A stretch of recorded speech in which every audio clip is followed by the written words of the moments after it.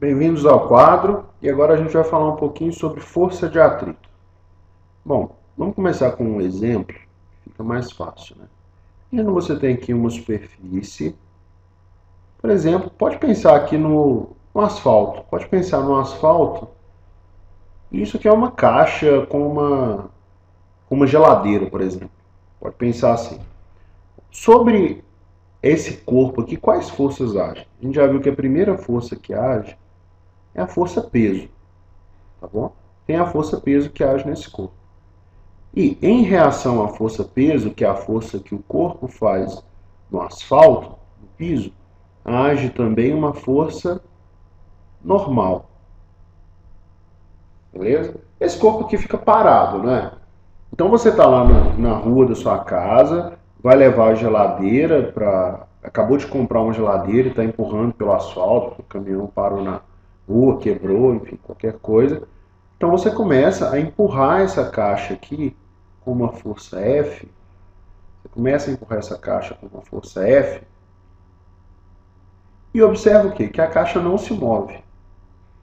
Bom, você sabe que o asfalto ele faz atrito com a caixa, né? Por isso que ela não se move. Você sabe disso intuitivamente. O que a gente vai fazer é dar uma explicação um pouco mais física para a situação, né? Mas na prática é isso. Você faz uma força daqui e se a caixa não se move, o que está acontecendo?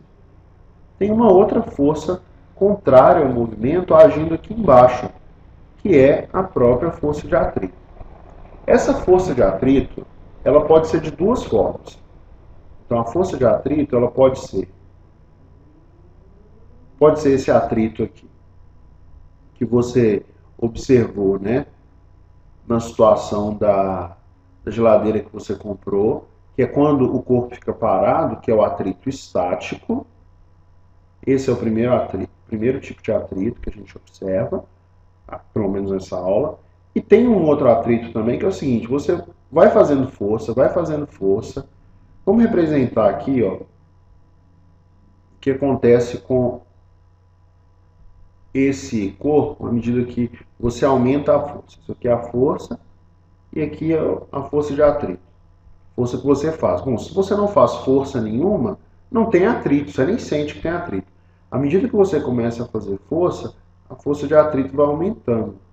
Ela vai aumentando, ela vai aumentando aqui. E ela é o que? Ela é sempre igual à força que você faz. Por quê? Porque o corpo está parado, né? Então aqui você faz uma força F1, aqui a força de atrito vale F1 também. Então ela vai aumentando, aumentando. Chega uma hora que a caixa se move de uma vez, né? Faz assim, ó. Você fez tanta força que chegou nesse ponto aqui, a caixa se move de uma vez, a força que você precisa fazer é até menor, e depois você consegue empurrar a caixa e nota a mesma resistência. Então esse pedaço aqui é o atrito estático, tá bom? Esse pedaço é o atrito estático. O outro pedaço, que é quando você consegue movimentar, você aumenta a força, mas a resistência ela sempre se mantém a mesma, é o que a gente chama de atrito dinâmico. Então, nesse caso aqui, você observa repouso. E aqui você tem movimento. Não é necessariamente para esse lado, aqui você tem movimento. Então, aqui é o atrito dinâmico. Tá bom? Na primeira situação, você tem aqui o plano, corpo, normal, peso, faz aqui a sua força F e nota a existência de uma força de atrito.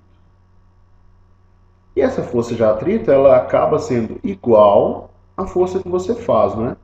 Nesse caso, no caso do atrito estático, a força de atrito é igual à força que você faz.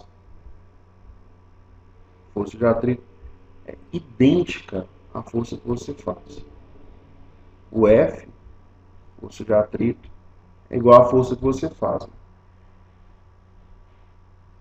E nesse caso aqui, ó, no segundo caso, que você também tem o peso e tem uma normal e faz uma força F, você observa outra força de atrito que não é igual à força que você faz, mas ela é o quê?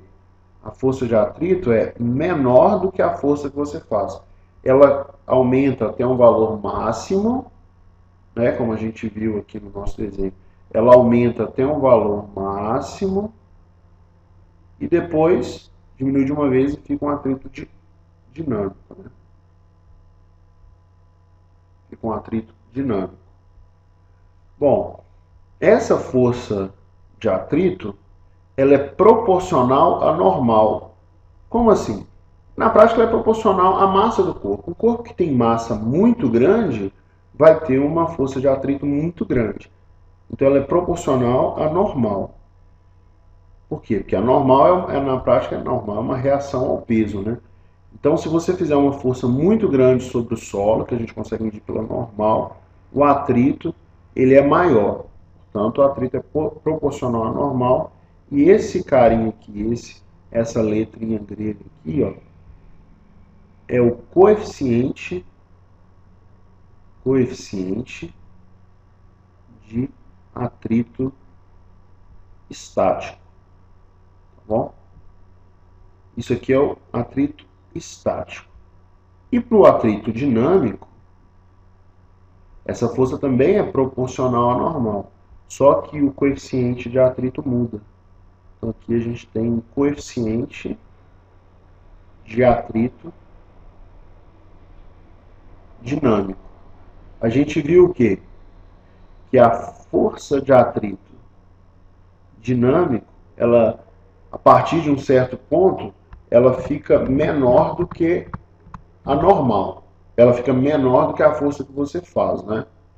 Então a gente pode concluir também que o coeficiente de atrito dinâmico, ele geralmente é menor do que o coeficiente de atrito estático.